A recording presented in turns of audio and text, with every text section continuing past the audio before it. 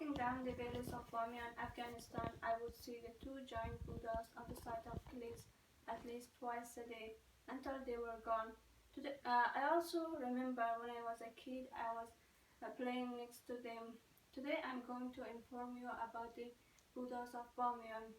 I got my information from credible sources and my past knowledge. I will talk about the history, tourism, and in-life of Buddha.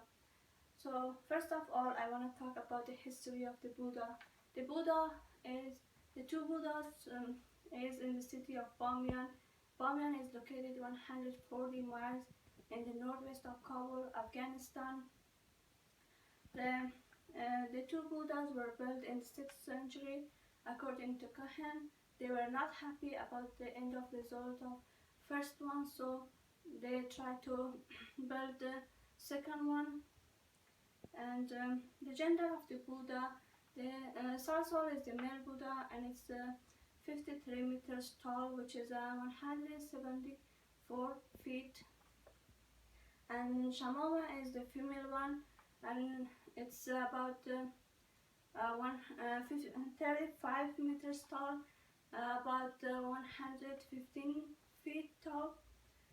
And to just give an idea how big is the Buddha, we can say 20 people can sit easily on the head of the Buddha. So Shamama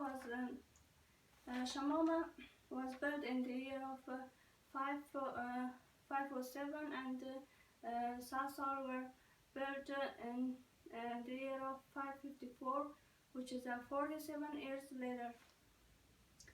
Both the Buddhas are carved by hand on the giant of cliffs.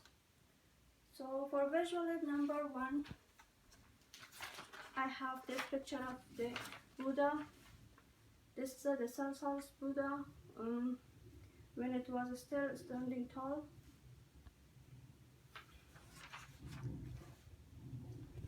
That was the history of the Buddha. Let's talk about the tourism of the Buddha.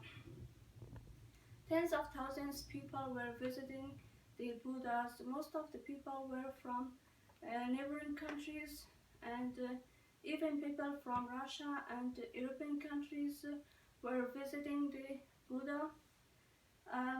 The number of tourism declined year after year when the war started 40 years ago with Russia. According to McKinley, the local people see any development or reconstruction as a boon to the local economy, and hope that the Bamiyan will once again be one of the Afghanistan's major tourist draws. So for visual aid number 2, I have this picture. The picture of tourism in front of the Buddha. It looks like Europeans tourism. So we talked about the history and tourists. So now let's talk about the end life of the Buddha. The Buddhas were destroyed by the Taliban in March of 2001. So we lost a great world heritage.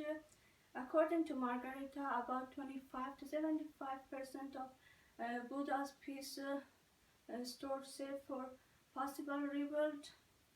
To rebuild one of the Buddha, it would cost about $20 million. So the rebuild could take 5 years.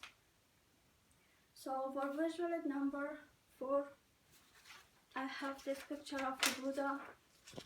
It looks empty hole in the side of cliffs.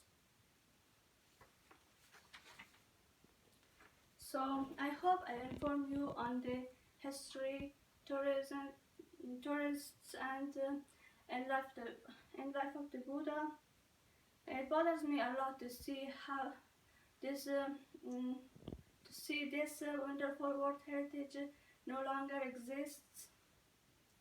I'm pretty sure we will always remember the destruction that Taliban left the two Buddhas and the two towers.